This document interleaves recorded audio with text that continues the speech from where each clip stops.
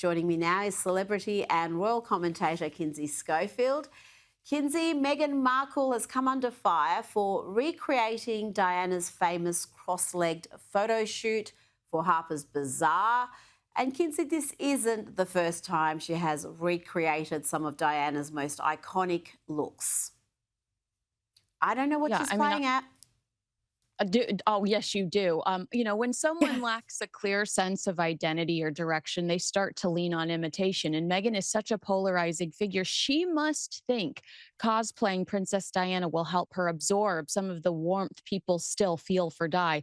But Meghan's Harper's BAZAAR spread doesn't feel like inspiration. It feels like replication. The parallels to Princess Diana's Vanity Fair shoot are so deliberate that they come off as vulgar. And it raises real questions about how Prince Harry copes with seeing his wife recreate images tied to his mother's final years. Meghan still has not established an identity of her own. Without a strong inner compass, it becomes much easier to borrow someone else's legacy instead of building your own. And the Harper's BAZAAR piece underscores a large running issue with Meghan's public presentation. There is no sense of purpose, no clear message. It feels like someone sharing something, it feels less like someone sharing something meaningful and more like someone trying to stay in the spotlight for the sake of it.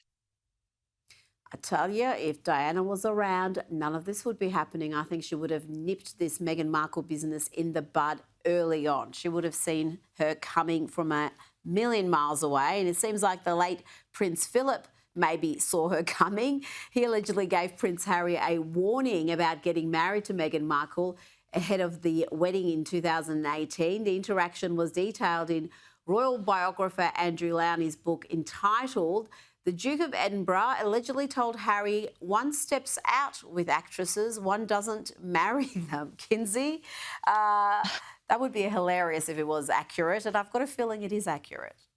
Yeah, I've heard that from multiple sources. And according to royal author Ingrid Seward, Prince Philip privately referred to Meghan as the Duchess of Windsor, comparing her to Wallace Simpson. She stresses that Prince Philip warned the Queen to be cautious of Meghan. There's also the royal butler, Grant Harold's account of Philip saying to Queen Elizabeth, "Thank F that's over," as they left Harry and Meghan's wedding. So, I think it is pretty confident that Prince Philip wasn't a fan. Now, we're hearing more about what went on at Jeffrey Epstein's infamous party at his New York mansion in 2010. Former NBC anchor Katie Couric sat around a table with Epstein for cocktails and lasagna, choosing to break bread with a convicted sex offender. And they apparently talked about international politics. Of course, they did. Kinsey, what else can you tell us? Yeah, she's also was teasing Prince Andrew at the time, Andrew Mountbatten Windsor now, about William and Catherine's wedding, asking if she could have his cell phone number so she could call him during the ceremony.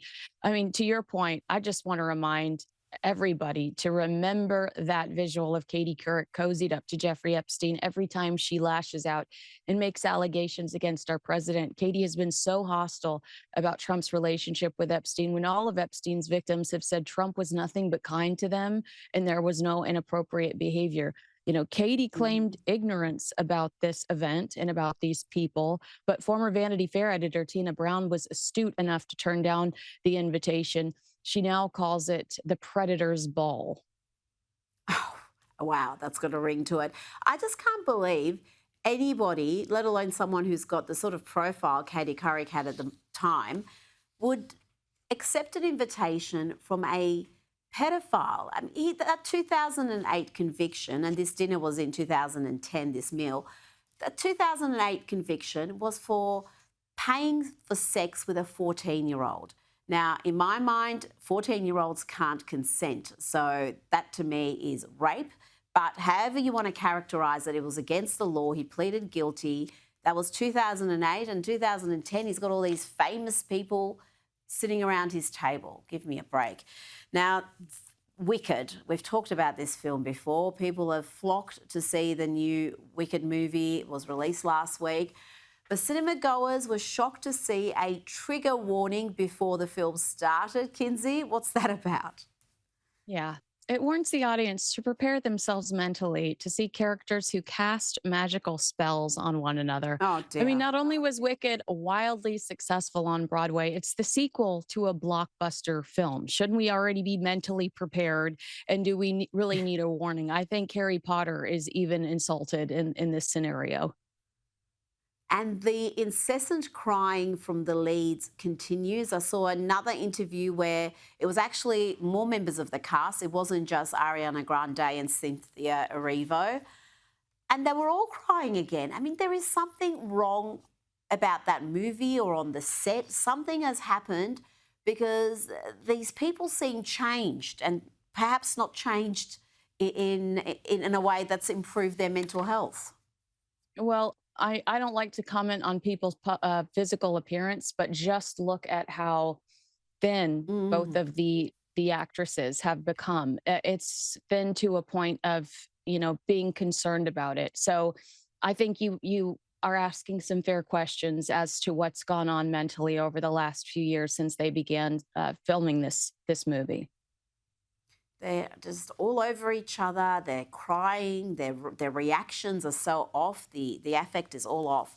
Now, before you go, one of Keith Urban's fans has told TMZ that he got the inside scoop about the singer's divorce from our Nicole Kidman weeks before the rest of the world. How did Keith let it slip, Kinsey?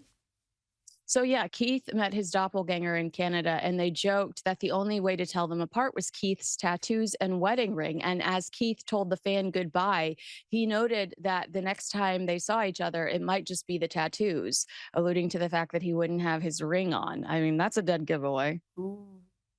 That is a giveaway, but sometimes, people take off their rings, they get them cleaned.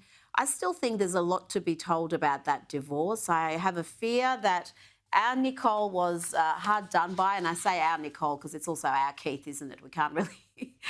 It's not like the Tom Cruise divorce with Nicole Kidman where we could demonise him as an American hurting our girl. But I think we're going to hear a lot more about this as the divorce finalises. Kinsey Schofield, thank you so much for your time tonight.